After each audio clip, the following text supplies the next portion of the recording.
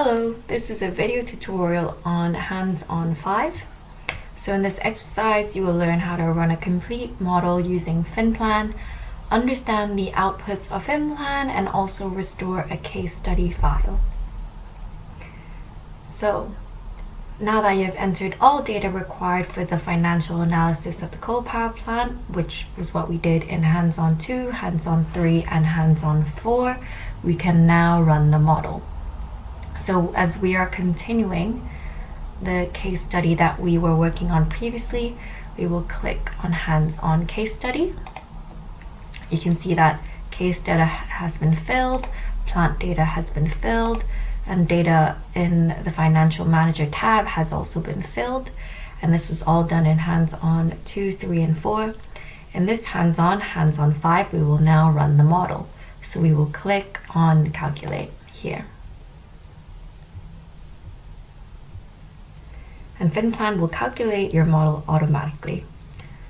So once the calculation is done, you'll see this screen here.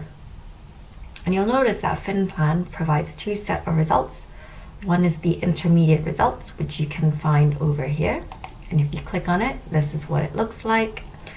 And the other one, which you can also find at the left menu pane, is the results, which you can see on this screen. So the intermediate results, which is this one, can be useful to understand the values used to calculate the final results. But first we will explain the results section. So if you click the button here, you'll see 6 different things. So the first one is the operating account. The second one is cash inflows and outflows. And then we have the balance sheet, shareholders return, financial ratios, and project finance analysis. And we will explain each one of these items one by one in the following sections. So first, we will click on operating account. The operating account summarizes the yearly income and expenses and shows whether the project is profitable and if dividends can be paid out to its shareholders. And this is explained in more detail in the lectures. You'll see that this table will show up when you click on operating account. And you'll notice that you can also export this table to Excel with this button over here. You can also decrease the number of decimal places with this button and increase the number of decimal places with this button here. You can also swap from a table to a chart layout, which will look like this. And you can also download this as an image. However, in this exercise, we will focus on the table version. So this table summarizes the yearly income and expenses due to the operation of the project and shows whether the firm is making a profit from its operation. It should be noted that all results are in million ringgit and at current prices. So here we can see that the top 5 rows represent the income by year. The only income from this project are revenues from electricity sales, which we can see here. And as its operation starts in the year 2017, so the sales of electricity, so previously it was 0 up until 2017, where there is revenue. The amount of electricity to be sold remains constant. However, as prices increase over time due to inflation, revenues increase too. And you can see this as you go along the row. So it is slightly increasing each year. So now let's focus on the expenditure block, which is down here. The plant has only 2 operational expenses, fuel costs and O&M costs. Other expenses are financing related, including interest payment, foreign exchange loss, and depreciation, which are all in this table.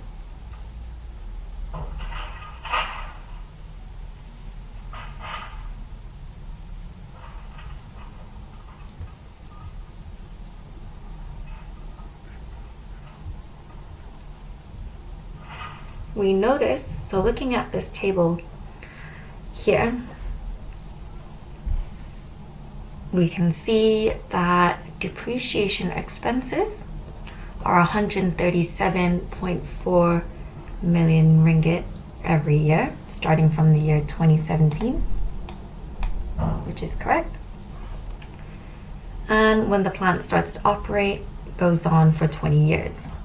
So if we move to the right of this row, we can see that there is a cost up until 2037. So that is 20 years later.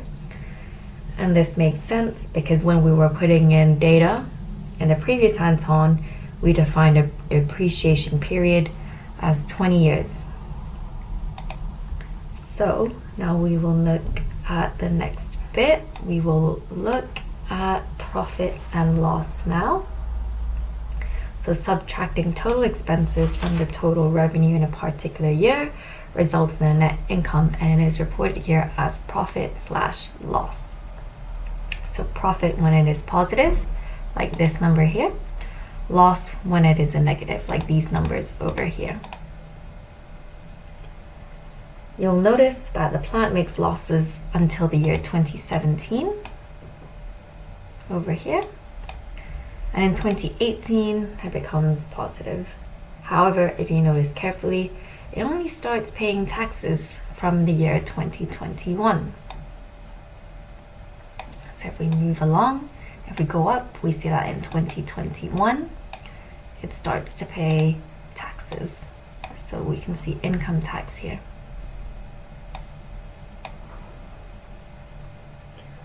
And this is due to selecting the tax loss carried forward provision when we defined our case in the previous hands-on.